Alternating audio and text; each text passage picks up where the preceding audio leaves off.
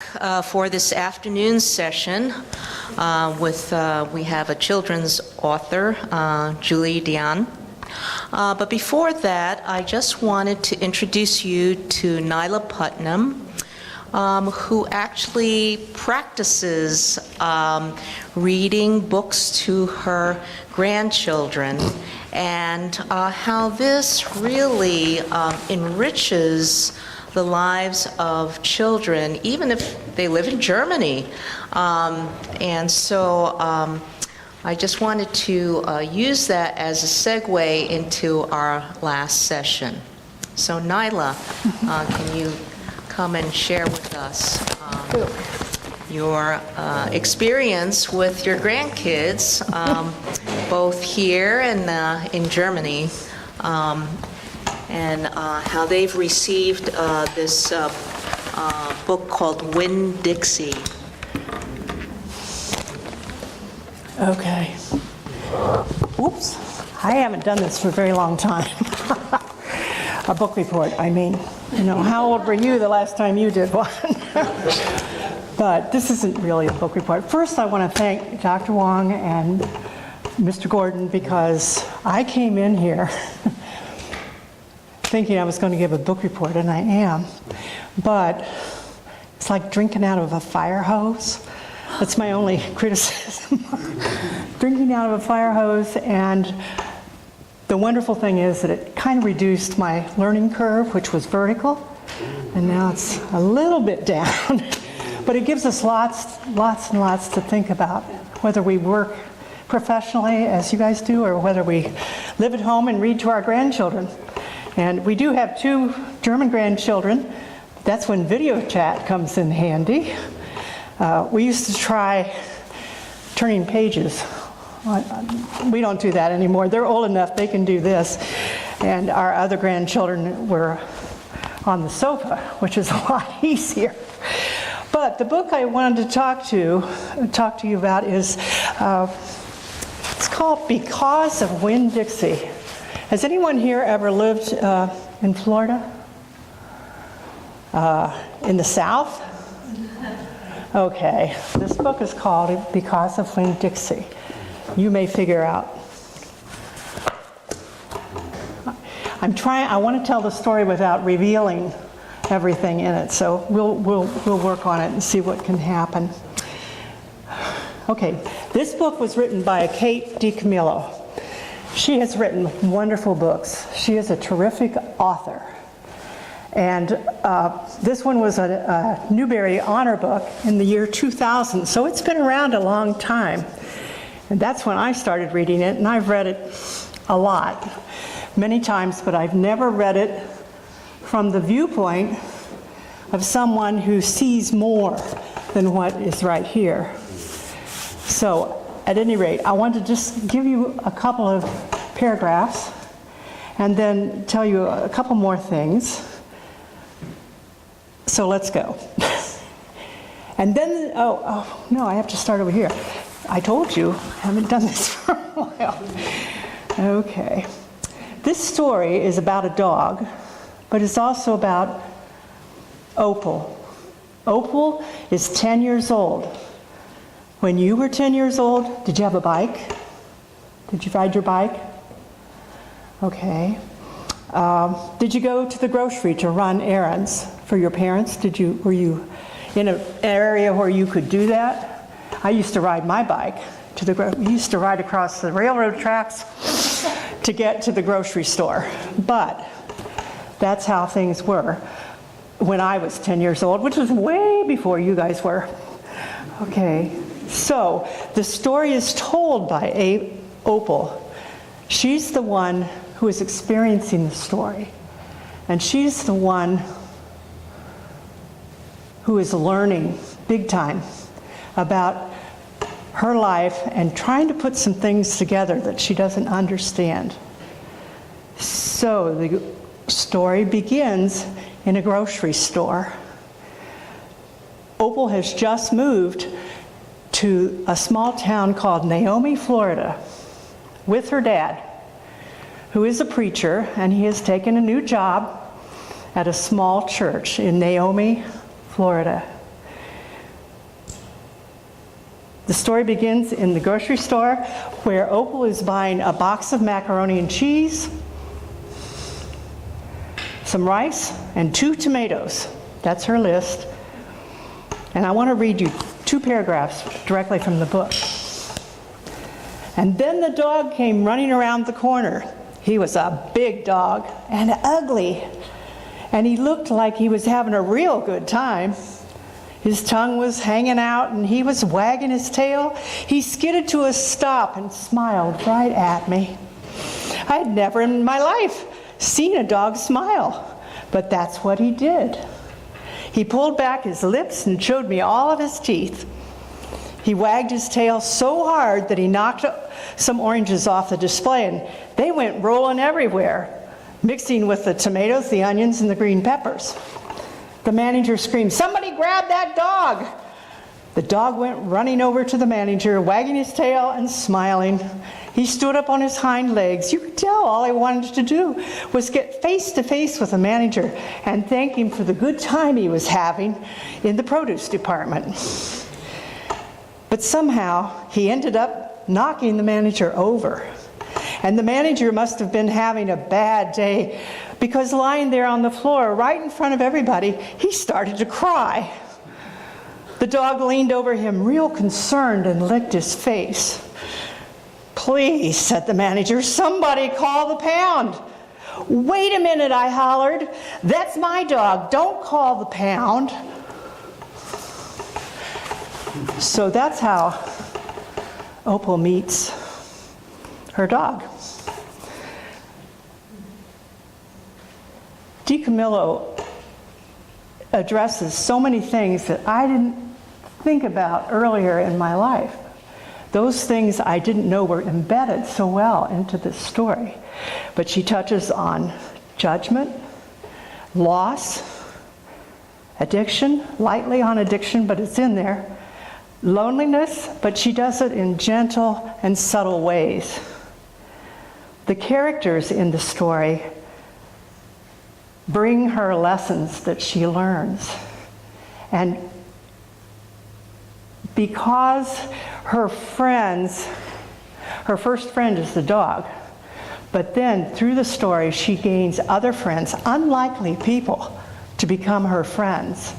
But it's a wonderful story. It has humor in it, but it also carries a heaviness that Opal is trying to figure out.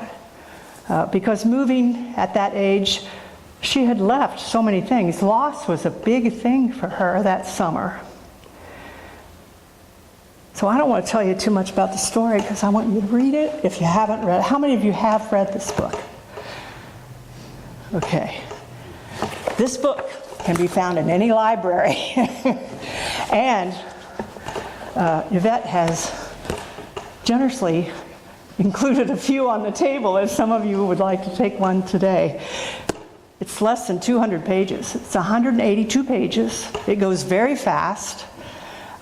Children love it. Everybody I've talked to loves it. But it really covers much more than I ever thought about when I started reading it. So I'm just happy to be able to tell you about it. It's a great read aloud if you are teaching. Probably the best years to start it would be 3rd grade or 4th. They're old enough to understand the concepts. 2nd graders could read it because they know the words, but they wouldn't pick up as much on what's really in there. So I would just like to, okay, I hope a lot of you read it. It really is fun and you can share it with your whole family. Mm-hmm.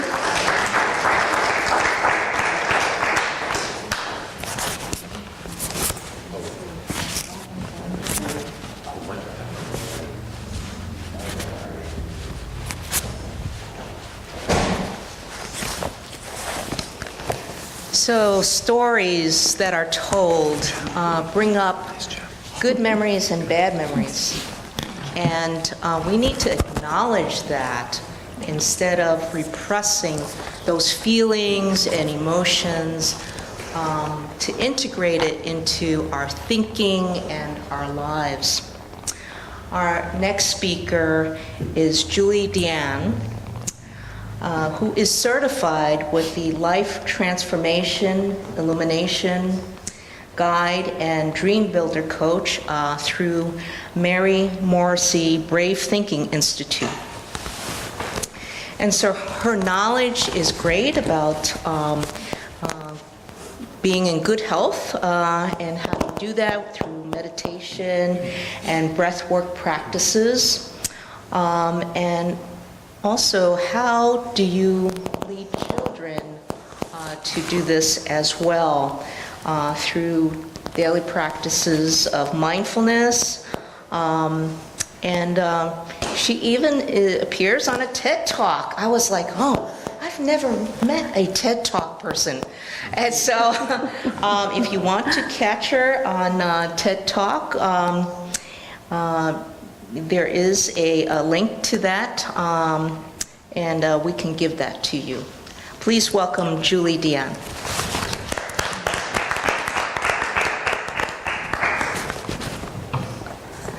Right. Thank you so much, Yvette, and thank you all for being here. And what a lovely book to bring to our attention, Nyla, with Winn-Dixie. I'm definitely going to be getting a copy and sharing that with my daughter because I think she would love it. She loves dogs. So, right.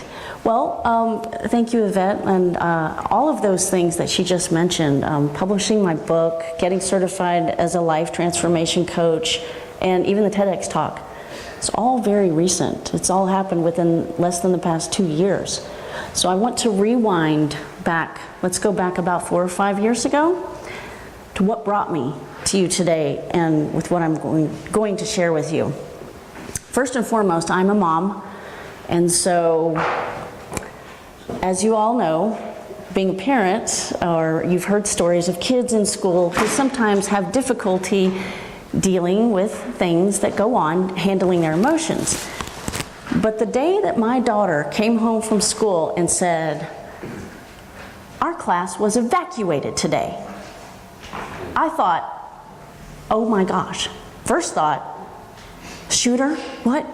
I mean, I was scared to death. And then sanity kicked in, and I thought, I did not get a call from the school, so it couldn't be anything truly serious.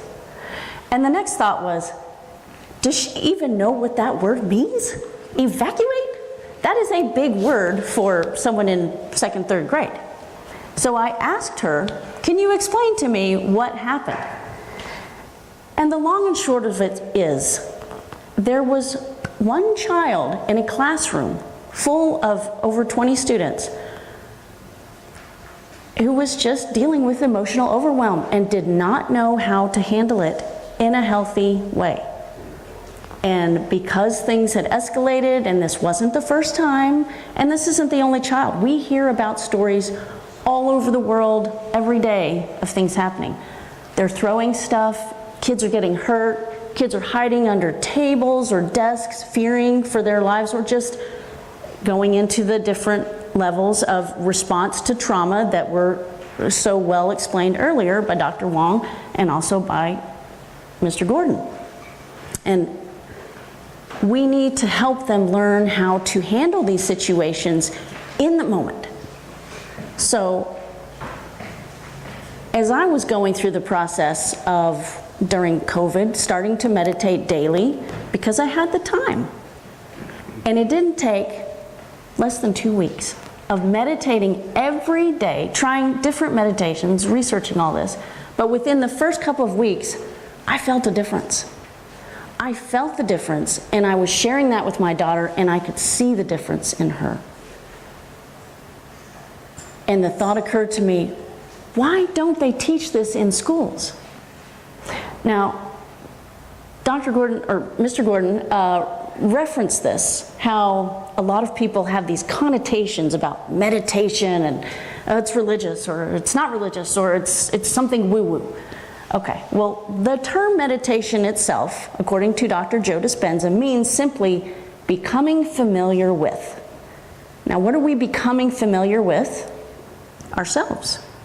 We are simply taking the time to focus inwardly, to take our attention off of the outside world, which is full of all this stimuli that is constantly vying for our attention. We're disconnecting so that we can reconnect to our own inner connection, to our own God, source, higher self within. And we recognize when we do that, that in this moment, right now, in this present mindful moment, all is well. I am safe, I am lovable, and I am significant. And when we do this every day, because see, mindfulness you can apply to any practice, and it's important to be present. But meditation you can think of as like going to the gym and working out your mind. It's also like brushing your teeth. It needs to be done every day, twice a day to get optimal benefits, right? But it doesn't have to be something that's an hour long, or you go to a retreat, or you have to do yoga. No. What you need to do is simply focus on your breathing. Why? According to Dr. Libby Weaver, focusing on deep, slow belly breathing, where you extend the exhalation longer than the inhalation, is the #1 way that's scientifically proven to instantly calm the body down. So, I invite you right now to just practice with me a couple of breaths so you can experience this for yourself. And what we're going to do, there's many different ways to practice breath work, many different ways of doing this. But the way that I think perhaps is the most impactful, at least to experience right now, is we will breathe in through the nose for a count of 5. We'll hold that just for a count of 3. And then we'll exhale through the mouth for a count of 7. Okay? And we'll just do this 3 or 4 times. All right?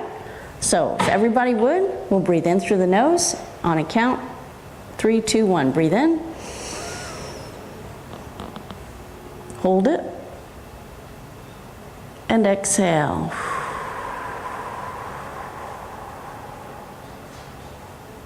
And again, breathe in through the nose. Hold it. And exhale.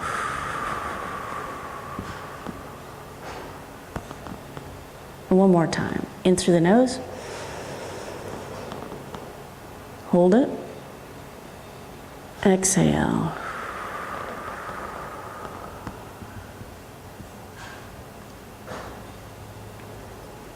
Now, you can open your eyes if they were closed. Imagine if you were to start your day doing this. Imagine if children in schools were to start every day with a deep breathing practice like this, where everybody's quiet, everybody's breathing, everybody's focusing.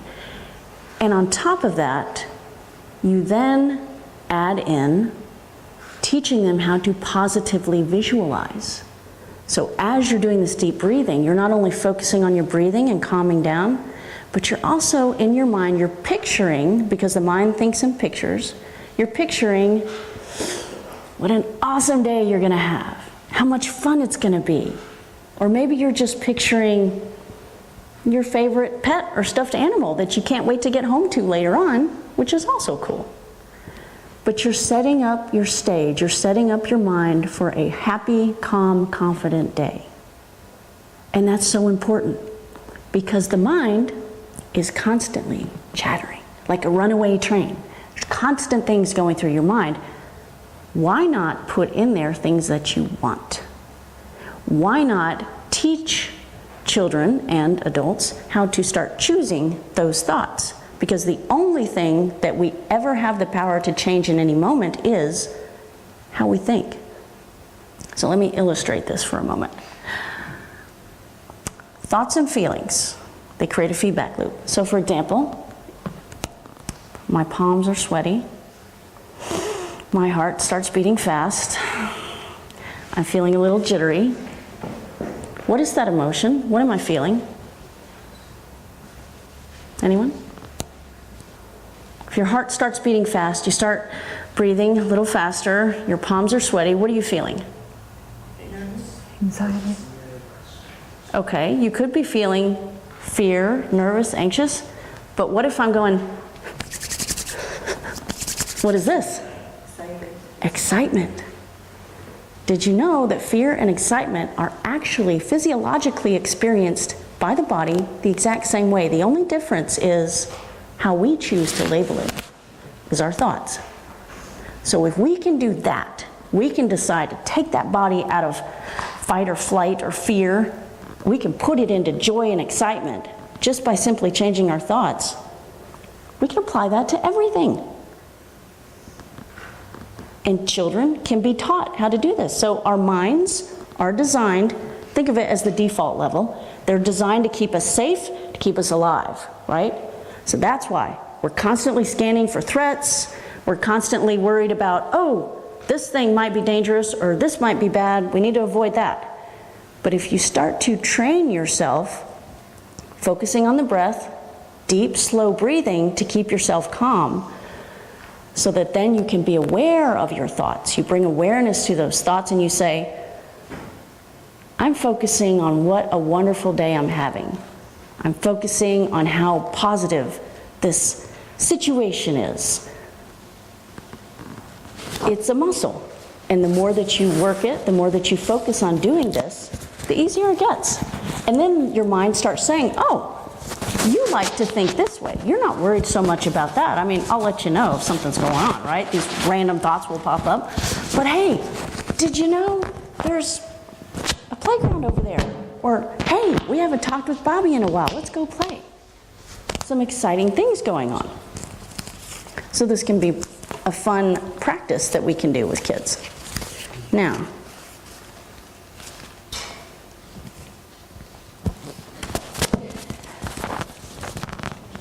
why is it important in the moment to teach children the deep, slow breathing method and also how to choose their thoughts? Well, let's see. Let's take, for example, you have children in school, and like going back to the example of the boy at the beginning who was, or the child, I'm not sure if it was a boy or a girl actually, but it was a child at the beginning who was very upset and had started throwing things. What if, in that moment, the child and the classroom had been practicing deep, slow breathing and visualization and positive statements such as, I am safe, I am important, I am absolutely lovable. In that moment, when the child started feeling those overwhelming emotions, they could have taken a step back, gone over to the side, asked for help, or even just gone within and started taking some deep, slow breathings. These are things you can do anywhere, at any time, and anybody can do it at any age. That's why it's so key, because everybody knows how to breathe. My daughter once said, Mommy, what are you talking about breath work? What is this? Everybody knows how to breathe. And I was like, well, you're right, but hold on a second.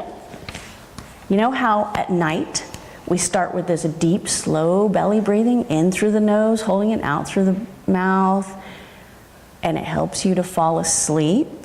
She's like, oh, now I understand. And so that's why when we make it a daily, consistent practice, that forms the habit. And this habit is a lifelong skill that will serve not only each child, but it serves everybody that they come into contact with. And this is how we create mass change through mass consciousness and through humanity.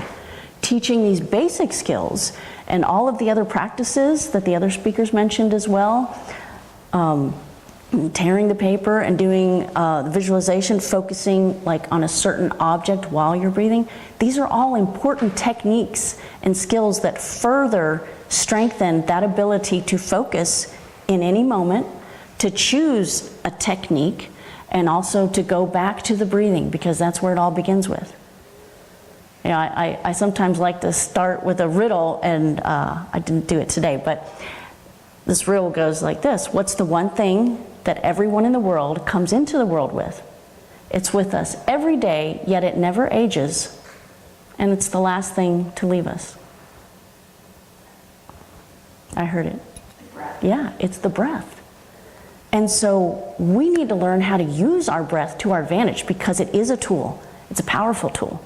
We can hyperventilate, we can get all excited, or we can calm down. And it's very powerful. So when I was doing research on the benefits of meditation and breath work and all of this, I looked at one of the studies in San Francisco that dates back to 2015, but they did a pilot study in 4 different schools, one of which was in one of the poorest counties in the area in San Francisco.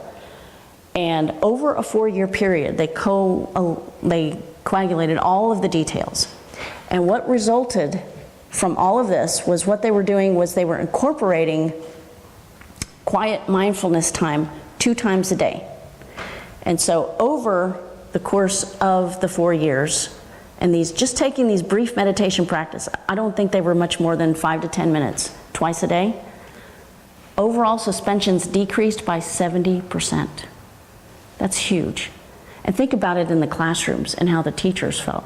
I mean, I just read a study, a recent Gallup poll from 2022 just said that the K through 12 workers have the highest burnout rate in the US of all industries. That's like 44%. It's almost 1 in 2. And that's terrible. So think about how if you bring in a practice like this where kids are actually learning to self-regulate, because that's what this is about, teaching them to be able to handle their emotions on their own, in the moment. It helps everybody. It improves your education, your classroom, your educational time, the instruction, the interactions amongst the students and with the teachers. And think about at home. It helps with the parents and their interactions with the kids at home. It's a spillover effect that can only be beneficial. There was another study, I read an article from 2016 on a West Baltimore school. And for those of you in this area, you may know that about a quarter of Baltimore residents live below the poverty line. These students in this one school they replaced detention with what they called referrals, and they would send the students not to detention and not out of the school, but to a mindful moment room. And it was called just a referral room. And so in there, they were given practices that they could do, stress ball, but they were taught, first and foremost, deep, slow breathing. And so what was the result in this school? Well, they reduced, what was it? They reduced their detentions, no suspensions, and they reduced detentions significantly. Not to mention all the other increased academic performance, increased attendance at school, and the kids are learning skills. These are lifelong skills that will benefit them, like I said, and go into perpetuity and benefit everyone that they come into contact with. So it's very powerful information. Now, one of the things that Yvette had mentioned when she first talked to me about this conference was, the suicide rate has increased in the US over the past 10 years. And since COVID, rates have gone up.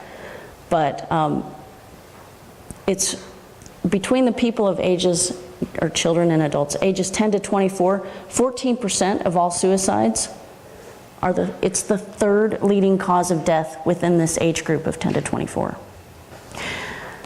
So think about how when you were taking that deep, slow breath, were you able to connect? Were you able to feel that sense of calm? Did anybody feel a little bit calmer? Right? And think about if you're taking that deep, slow breath and you're thinking in your mind, I can do this. I can do this day. I can make friends, right? I'm good at making friends. And over time, you do start making friends. I'm excellent at making friends. And then you expand that. You expand it out and you start making those positive statements about other things. It's not just about affirmations. It's about telling your mind where you choose to focus. And that's why I wrote the book, to try and help kids understand that you always have the power to choose. And what you choose, where energy flows where focus goes. So it's whatever you're focusing on, that's where your energy is flowing. And that's what your mind is going to gravitate towards. So again, it's like a muscle. You've got to work it every day, and you've got to tell it what to think about. So one way, and here's a quick tip, one way that you can change that negative spiral, if you've ever found yourself in the position where you're thinking and your mind just doesn't seem to stop and it's going down and down and down. Anybody have any idea how you can flip that switch, other than saying stop, which you do need to do, but how do you change, how do you get out of that negative spiral? It's gratitude. Think about this. You're going down this track, you're like, oh my gosh, I cannot believe that my kid did this. They spilled the milk, they're screaming now, everything's a mess, we're late, we're gonna be late for school and work, and I'm gonna miss that appointment. And in that moment, you have a choice. You can yell at your kid, you can keep going down that road, you can have a terrible day, or you can say, deep breath, you know what? In this moment, we are safe, all is well, everything's going to be handled, we can clean this up. It was an accident, maybe it wasn't an accident, but it can be remedied later, and we're going to make this happen. And I know this is difficult in the moment, but if you just say, I am just so grateful that I have this beautiful child in my life. I am so grateful that we have milk to be spilled, right? I am so grateful that I am here and we are both breathing and alive, and we have a full day ahead of us, and we're going to make it into a great day. And what if I had learned that back when I was younger, raising my daughter when she was little? I wish I had known it then, although I think for the most part I still tried to catch myself before I got out of hand. But these are important skills. Skills that most of us didn't grow up learning. I know I didn't. And again, like anything with practice, it becomes easier. So I'll just end with a little story about the story of two wolves. And this illustrates how our thoughts and feelings form a feedback loop. Because when you have a thought, it produces feelings in the body, and then those feelings, like with the story of the excitement versus fear, you get to choose how you label those feelings, that as an emotion. And then however we feel is how we're going to choose to act. So we've got to change our thoughts first. So it's a feedback loop. If your results in your life aren't what you want, you have to go back and think, maybe I'm not thinking about this in the right way. Maybe I could change my perspective and it would be a little different. So the story of the two wolves is, if you go back to times, we'll say, this is in a tribe, in a village. There was a young child in a village, and this child was struggling with a very tough life decision. It's on the brink of adulthood and not sure what to do, and went to the tribal leader and said, tribal leader, I am really struggling with this decision to make, and I'm not sure what to do with this. I mean, it's like I have these two wolves in my head, and one of them is all excited and very happy and thrilled with the opportunity to go out into the world and do some fun things.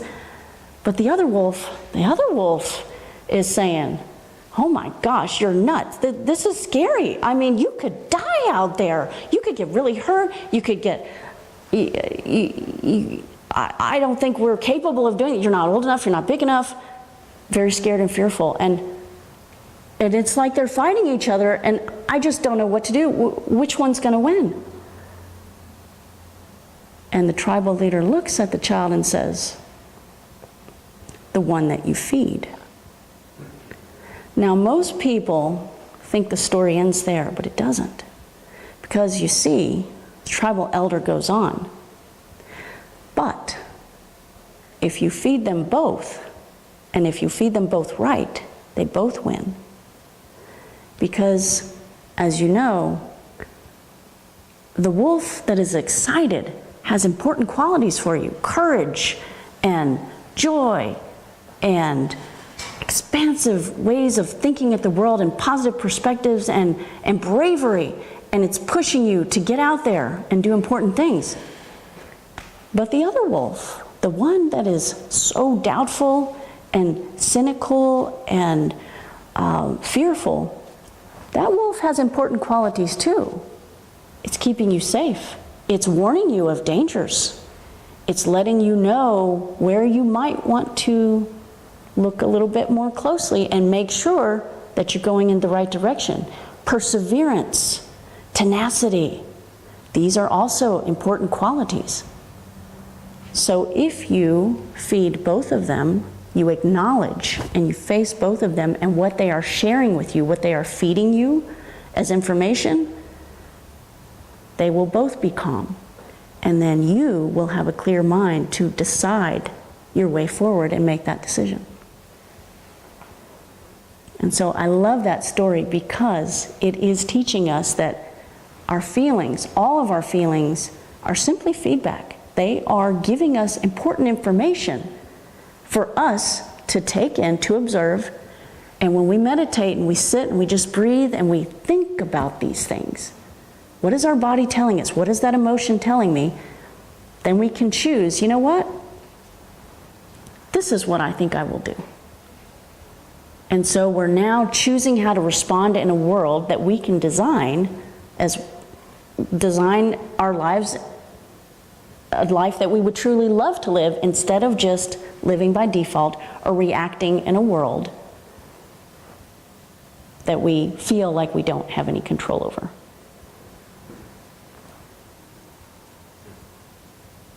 So that is all I have for you all today, and I want to thank you very much. Do you guys have any questions? All right, Yvette is not here. All right. Thank you.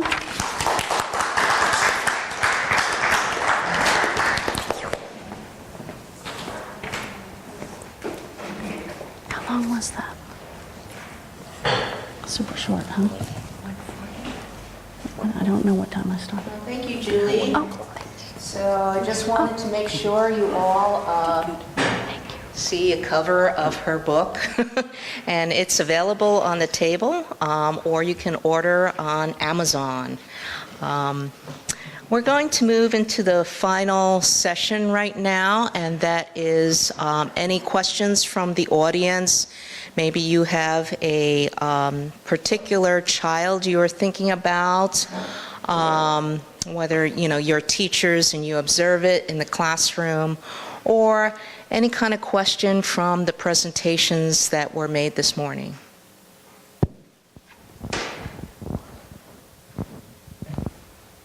Anyone? No? Okay. Well, I want to thank you all for coming out today. One question. Come on up.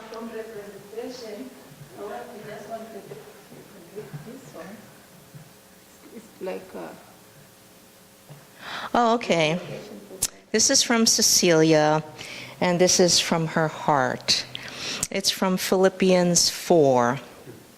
Finally, believers, whatever is true, whatever is honorable and worthy of respect, whatever is right and confirmed by God's word, whatever is pure and wholesome, whatever is lovely and brings peace, whatever is admirable and of good repute, if there is any excellence, if there is anything worthy of praise, think continually on these things and center your mind on them and plant them in your heart. What a beautiful, beautiful verse from St. Paul. Yes. So it's a beautiful thing, especially now in these days when we watch both children and wives, mothers, and fathers separated by war, suffering from poverty. That was one of the things that was mentioned. And also from families that are broken, so that children have a really hard time finding a safe place to be. But really what they desire is for someone to come alongside them. One of the things I was very blessed with was my godparents. And they were with me since, they were my 5th grade Sunday school teachers, and they were at my baptism. And I didn't realize until later in my life that they actually followed me at every assignment. Okay, I was a newspaper journalist, so I moved every 3 years to a different market that was bigger. But they planned their vacations around the place where I moved to. They came and they made sure I was connected in the community, that I belonged to a church, and that I was active in helping others. And they did this until they passed away when, they were almost 90 years old. So I had, oh my goodness, I had like decades of mentoring and coaching and loving and a sense of belonging. And I think really that's what kids desire now. Someone to come alongside them where they can ask those difficult questions and not be judged. Ask those difficult questions and receive a word of joy, right? Or a word of hope, a different narrative of the uncertainty and chaos that we live in now, that is driven by what? Social media, rumors, and rhetorics, and plain old lies, okay? So we live in a present darkness. But our God tells us He is a God of life and of hope. I recently was with one of my coworkers from Stars and Stripes, and her parents were Holocaust survivors. And she looked at what was happening in the Gaza, and she was very sad, but she said, I was sitting in Shiva, but I wanted to come and be with you this night so that we could be there for each other. And that's what we're asked to do, is to be with each other. So she's agnostic, but she said, if you start a church, I will be there. I was like, okay, that's kind of interesting. But we actually just looked, I said, look, even in this time of death, look at the God of life. In the book of Genesis, chapter 1, there was chaos and there was darkness, right? But what happens? The Spirit of God moves over the water to give life. And she started reading in Hebrew to me, and I was like, okay, I took Hebrew, but I'm not really good at it, so can you kind of translate? She's like, you're right! That Spirit of life has come so that there might be flourishing. And so today, as you go, as we all go our separate ways, I hope that you can focus on this life and planting that seed of hope, whether it's mindfulness, telling a different narrative, or just recognizing someone who is hurting to get them some help or to come beside them in that walk. That would be a beautiful, beautiful thing. Let us pray. Dear Father in heaven, you delight in us. We are each people of worth. May we be those mentors and coaches to pour into some young person who is in need of hearing that message of life and hope. In Jesus' name we pray. Amen.